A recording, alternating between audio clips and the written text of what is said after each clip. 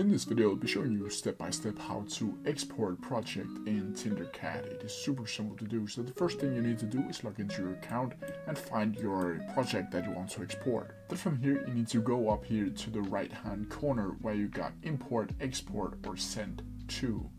You need to click export, where you can also see if you hover over it, download and 3D prints. When you click on this, you have the opportunity to either download or 3D print.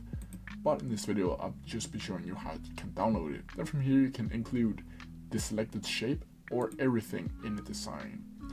Then from here, you can either save it on Autodesk Fusion, or you can go down here and save it as a 3D print, which means you can save it as either an OBJ-file, an STL-file, or a GLB-file.